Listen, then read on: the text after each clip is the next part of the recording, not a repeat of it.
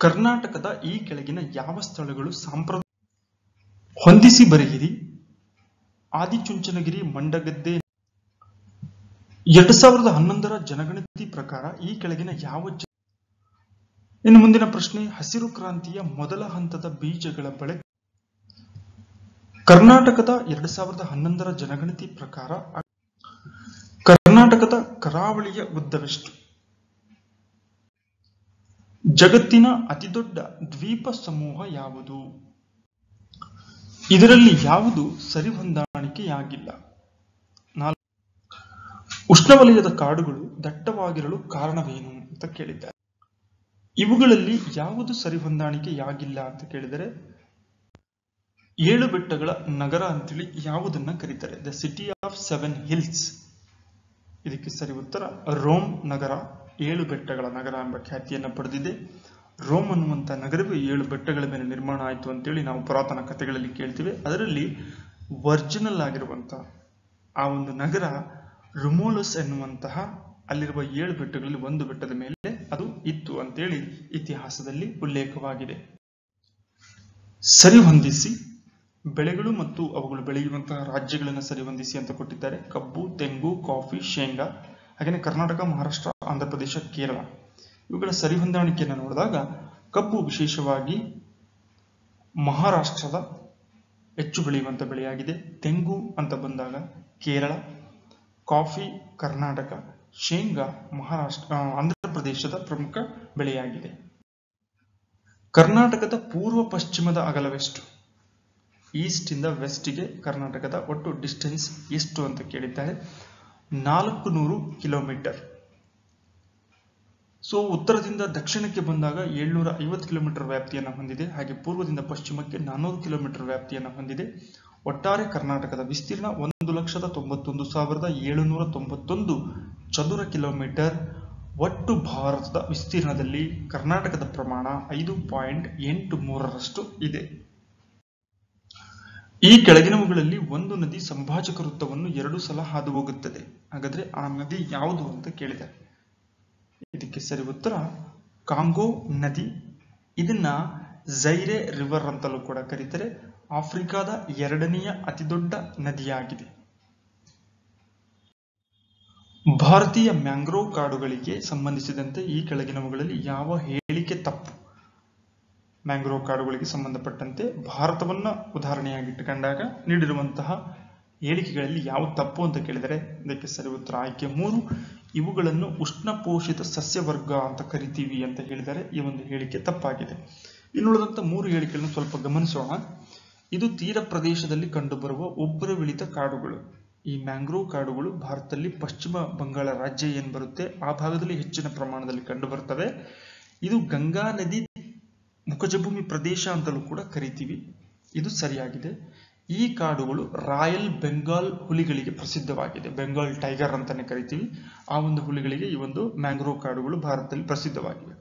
ಇನ್ನು ಸುಂದರಿ ಮರಗಳಿಂದಾಗಿ ಈ ಒಂದು ಪ್ರದೇಶವನ್ನ ಸುಂದರ್ ಬನ್ಸ್ ಕೂಡ ಅಂತ ಕರಿತೀವಿ. ಸುಂದರಿ ಎಂಬ ಮರಗಳು ಹೆಚ್ಚಿನ ಪ್ರಮಾಣದಲ್ಲಿ ಬೆಳೆಯುವುದರಿಂದ ಆ ಒಂದು ಮ್ಯಾಂಗ್ರೋವ್ ಕಾಡುಗಳನ್ನ ಸುಂದರ್ ಬನ್ಸ್ ಅಂತಲೂ ಕೂಡ ಕರೆಯುತ್ತಾರೆ. ಕರ್ನಾಟಕದಲ್ಲಿ ಎಲ್ಲಿ ಕಾಳಿಂಗ ಸರ್ಪ ಸಂಶೋಧನಾ ಕೇಂದ್ರವಿದೆ? Black cobra research centre in Karnataka. ಇದಕ್ಕೆ ಸರಿ ಉತ್ತರ ಆಗುಂಬೆ. ಆಗುಂಬೆಯಲ್ಲಿ ಕಾಳಿಂಗ ಸರ್ಪ ಸಂಶೋಧನಾ ಕೇಂದ್ರ ಇದೆ. ಇದಕ್ಕೆ ಕಾರಣ ಅಲ್ಲಿರುವಂತಹ ಘಟ್ಟ ಪ್ರದೇಶಗಳು ಹೆಚ್ಚಿನ ಪ್ರಮಾಣದಲ್ಲಿ ಈ ಒಂದು ಕಾಳಿಂಗ ಸರ್ಪಗಳನ್ನ ಕಾಣ್ತೇವೆ. ಇನ್ನು ಪಶ್ಚಿಮ ಘಟ್ಟಗಳು ಯುನೆಸ್ಕೋ ವಿಶ್ವ ಪಾರಂಪರಿಕ ತಾಣಗಳ ಪಟ್ಟಿಯಲ್ಲಿ ಸೇರಿರುವಂತಹ ವಿಶೇಷ ಘಟ್ಟ ಪ್ರದೇಶಗಳಾಗಿದ್ದಾವೆ. ಕರ್ನಾಟಕ ರಾಜ್ಯದ ಪತಂಗ ಎಂಬುದಾಗಿ ಅಂಗೀಕೃತವಾಗಿರುವಂತಹ ಪತಂಗದ ಪ್ರಭೇದದ ಹೆಸರೇನು? ಅಂದ್ರೆ ಕರ್ನಾಟಕ ರಾಜ್ಯದ ಪತಂಗ ಅಂತ ಯಾವ ಪ್ರಭೇದದ ಪತಂಗವನ್ನ ಆಯ್ಕೆ ಮಾಡಿಕೊಳ್ಳಲಾಗಿದೆ ಅಂತ. ಇದಕ್ಕೆ ಸದರನ್ ಬರ್ಡ್ ವಿಂಗ್ ಅಂತ ಕರಿತೀವಿ. ಪಕ್ಕದ ಚಿತ್ರದಲ್ಲಿ ಕಾಣುವಂತಹ ಈ ಒಂದು ಚಿಟ್ಟೆ ಏನಿದೆ ಒಟ್ಟು 318 ರೀತಿಯ ಚಿಟ್ಟೆಗಳನ್ನ ನಮ್ಮ ರಾಜ್ಯದಲ್ಲಿ ಕಾಣ್ತೇವೆ. ಅದರಲ್ಲಿ ಈ ಒಂದು ಚಿಟ್ಟೆಯನ್ನ ಕರ್ನಾಟಕದ ರಾಜ್ಯ ಪತಂಗ ಅಂತ ಘೋಷಣೆ ಮಾಡಲಾಗಿದೆ, southern bird wing. Next question, ಭಾರತವು ಈ ಕೆಳಗಿನವುಗಳ ಪೇಟೆಂಟ್ ಹೊಂದಿದೆ. ಸೊ ಇದು ವಿಶೇಷವಾಗಿರುವಂತಹ ಪ್ರಶ್ನೆ. ನೀಡಿರುವಂತಹ ಆಯ್ಕೆಗಳು ಎರಡೇ, ಬೇವು ಮತ್ತು ಅರಿಶಿಣ. ಇದರಲ್ಲಿ ಯಾವುದರ ಪೇಟೆಂಟ್ ಅನ್ನು ಭಾರತ ಹೊಂದಿದೆ ಅಂತ ಕೇಳಿದಿವಿ. ಅದಕ್ಕೆ ಸರಿ ಉತ್ತರ 2, ಅಂದ್ರೆ ಬೇವು ಮತ್ತು ಅರಿಶಿಣ ಎರಡರ ಪೇಟೆಂಟ್ ಸಮೇತ ಭಾರತದ ಅಧೀನದಲ್ಲಿದೆ. ಇದಕ್ಕೆ ಸಂಬಂಧಪಟ್ಟ ಹಾಗೆ ಟರ್ಮರಿಕ್ ಏನಿದೆ, ಅರಿಶಿಣ ಏನಿದೆ, ಇದಕ್ಕೆ USA ಕಂಪನಿ ಮತ್ತು ಭಾರತದ ನಡುವೆ ಪೇಟೆಂಟ್ಗಾಗಿ ಹೋರಾಟವೂ ಸಮೇತ ನಡೆಯಿತು. ಅಂತಿಮವಾಗಿ ಈ ಒಂದು ಎರಡೂ ವಸ್ತುಗಳ ಪೇಟೆಂಟ್ ಭಾರತ ತನ್ನದಾಗಿಸಿಕೊಂಡಿದೆ. ಭಾರತದ ಯಾವ ರಾಜ್ಯವು 3 ರಾಜಧಾನಿಗಳನ್ನು ಸ್ಥಾಪಿಸಲು ನಿರ್ಧರಿಸಿದೆ? ಯಾವ ರಾಜ್ಯದ ಕ್ಯಾಬಿನೆಟ್ ಈ ಒಂದು ನಿರ್ಧಾರವನ್ನು ಕೈಗೊಂಡಿದೆ? ತನ್ನ ರಾಜ್ಯದಲ್ಲಿ 3 ರಾಜಧಾನಿಗಳನ್ನು ಸ್ಥಾಪನೆ ಮಾಡಲಿಕ್ಕೆ, ಅಂದ್ರೆ ಈಗಾಗಲೇ ಇರುವಂತಹ ರಾಜಧಾನಿಯ ಜೊತೆಗೆ ಇನ್ನೆರಡು ರಾಜಧಾನಿಗಳನ್ನು ಹೆಚ್ಚಳ ಮಾಡಲಿಕ್ಕೆ ಸಿದ್ಧತೆ ಮಾಡಿಕೊಂಡಿದೆ ಅಂತ ಕೇಳಿದ ಪ್ರಶ್ನೆ. ಇದಕ್ಕೆ ಸರಿ ಉತ್ತರ ಆಂಧ್ರ ಪ್ರದೇಶ್. ಜಗನ್ಮೋಹನ್ ರೆಡ್ಡಿ ಅಲ್ಲಿರುವಂತಹ ಮುಖ್ಯಮಂತ್ರಿಯಾಗಿದ್ದಾರೆ. ಈಗಾಗಲೇ ಆಂಧ್ರ ಪ್ರದೇಶದ ರಾಜಧಾನಿ ಅಮರಾವತಿ. ಈ ಒಂದು ಅಮರಾವತಿಯ ಜೊತೆಯಲ್ಲಿ ವಿಶಾಖಪಟ್ಟಣ ಮತ್ತು ಕರ್ನೂಲನ್ನ ರಾಜಧಾನಿಯನ್ನಾಗಿ ಸ್ಥಾಪನೆ ಮಾಡುವಂತ ನಿರ್ಧಾರವನ್ನ ಆಂಧ್ರ ಪ್ರದೇಶ ರಾಜ್ಯ ಕೈಗೊಂಡಿದೆ.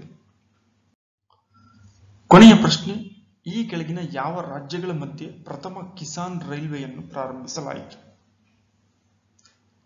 ಇದಕ್ಕೆ ಸರಿ ಉತ್ತರ ಮಹಾರಾಷ್ಟ್ರದಿಂದ ಬಿಹಾರ ರಾಜ್ಯಗಳ ನಡುವೆ ಕೃಷಿಗೆ ಸಂಬಂಧಪಟ್ಟಂತಹ ಬೆಳೆಗಳನ್ನಿರಬಹುದು ಅಥವಾ ಅದರ ವಸ್ತುಗಳನ್ನಿರಬಹುದು ಸಾಗಣೆ ಮಾಡೋದಕ್ಕೋಸ್ಕರ ಮಹಾರಾಷ್ಟ್ರ ಮತ್ತು ಬಿಹಾರ್ನ ನಡುವೆ ಪ್ರಥಮ ಬಾರಿಗೆ ಪ್ರಥಮ ಕಿಸಾನ್ ರೈಲ್ವೆಯನ್ನ ಸ್ಥಾಪನೆ ಮಾಡಲಾಯಿತು. ಮಹಾರಾಷ್ಟ್ರದ ಮುಂಬೈನಿಂದ ಬಿಹಾರದ ಪಾಟ್ನಾದವರೆಗೆ ಈ ಒಂದು ರೈಲು ಸಂಚರಿಸಲಿದೆ. ಹಸಿರು ಕ್ರಾಂತಿ ಯೋಜನೆಯಲ್ಲಿ ಕೃಷಿಯಲ್ಲಿ ಈ ಕೆಳಗಿನ ಯಾವ ಅನುಕ್ರಮಗಳನ್ನು ಅನುಸರಿಸಲಿಲ್ಲ? ಗುಣಮಟ್ಟದ ಬೀಜಗಳ ಬಳಕೆ, ವೈಜ್ಞಾನಿಕ ಕೃಷಿ ಪದ್ಧತಿಗಳು, ಸಾಂಪ್ರದಾಯಿಕ ಕೃಷಿ ಅನುಕ್ರಮಗಳು, ರಸಗೊಬ್ಬರಗಳ ಬಳಕೆ. ಇದರಲ್ಲಿ ಈ ಒಂದು ಯೋಜನೆಯಲ್ಲಿ ಬಳಸದೇ ಇರುವಂತಹ ಪದ್ಧತಿ ಸಾಂಪ್ರದಾಯಿಕ ಕೃಷಿ ಅನುಕ್ರಮಗಳು. ಕೃಷಿಯಲ್ಲಿ ಉತ್ಪಾದನಾ ಪ್ರಮಾಣವನ್ನು ಹೆಚ್ಚಳ ಮಾಡುವ ಸಲುವಾಗಿ ಭಾರತದಲ್ಲಿ ಕೈಗೊಂಡಂತಹ ಕ್ಷಿಪ್ರ ಕ್ರಾಂತಿಯ ಕಾರ್ಯಕ್ರಮ ಹಸಿರು ಕ್ರಾಂತಿ ಅಥವಾ ಗ್ರೀನ್ ರೆವಲ್ಯೂಷನ್ ಅಂತ ಕರಿತೀವಿ. ಇದರ ಬಹುಮುಖ್ಯವಾದಂತಹ ಉದ್ದೇಶ ಆಹಾರ ಧಾನ್ಯಗಳ ಉತ್ಪಾದನೆಯ ಪ್ರಮಾಣವನ್ನು ಗಣನೀಯವಾಗಿ ಹೆಚ್ಚಳ ಮಾಡುವಂಥದ್ದು. ಆ ಒಂದು ನಿಟ್ಟಿನಲ್ಲಿ ಗುಣಮಟ್ಟದ ಬೀಜಗಳನ್ನು ಬಳಕೆ ಮಾಡಲಾಯಿತು, ವೈಜ್ಞಾನಿಕ ಕೃಷಿ ಪದ್ಧತಿಗಳನ್ನು ಬಳಕೆ ಮಾಡಲಾಯಿತು, ಹಾಗೆಯೇ ರಸಗೊಬ್ಬರಗಳ ಬಳಕೆಯನ್ನು ಮಾಡಲಾಯಿತು. ಸಾಂಪ್ರದಾಯಿಕ ಕೃಷಿ ಅನುಕ್ರಮಗಳು ಅಂತ ಹೇಳಿದ್ರೆ ಅಲ್ಲಿಯವರೆಗೂ ಬಳಕೆಯಲ್ಲಿದ್ದಂತಹ ಸಾಂಪ್ರದಾಯಿಕವಾಗಿ ಬಳಸ್ತಾ ಇದ್ದಂತಹ ಕೃಷಿ ಪದ್ಧತಿಗಳ ಬದಲಾಗಿ ವಿಭಿನ್ನವಾಗಿ ಪ್ರಯೋಗಗಳನ್ನು ಮಾಡಲಾಯಿತು. ಇವುಗಳಲ್ಲಿ ಯಾವುದು ಭಾರತದ ಆರ್ಥಿಕತೆಯ ಪ್ರಾಥಮಿಕ ವಲಯದ ಚಟುವಟಿಕೆಯಲ್ಲ? ಕೃಷಿ, ಕೈಗಾರಿಕೆ, ಅರಣ್ಯ, ಮೀನುಗಾರಿಕೆ. ಆಯ್ಕೆ 2 ಕೈಗಾರಿಕೆ. ಭಾರತದ ಆರ್ಥಿಕತೆಯನ್ನು 3 ವಲಯಗಳಾಗಿ ವಿಂಗಡಣೆ ಮಾಡುತ್ತೇವೆ. ಪ್ರಾಥಮಿಕ ವಲಯ, ಹಾಗೆಯೇ ದ್ವಿತೀಯ ವಲಯ ಮತ್ತು ತೃತೀಯ ವಲಯ. ಪ್ರಕೃತಿಯಿಂದ ನೇರವಾಗಿ ಪಡೆಯುವಂತಹ ಸಂಪತ್ತಿನ ಚಟುವಟಿಕೆಗಳನ್ನು ನಾವು ಪ್ರಾಥಮಿಕ ವಲಯದಲ್ಲಿ ಜೋಡಿಸ್ತೇವೆ. ಕೃಷಿ ಇರಬಹುದು, ಅರಣ್ಯ ಇರಬಹುದು, ಮೀನುಗಾರಿಕೆ. ಇನ್ನು ಕೈಗಾರಿಕೆ ದ್ವಿತೀಯ ವಲಯದಲ್ಲಿ ಬರುವಂಥ ಭಾರತದ ಆರ್ಥಿಕತೆಯ ಚಟುವಟಿಕೆಯಾಗಿದೆ.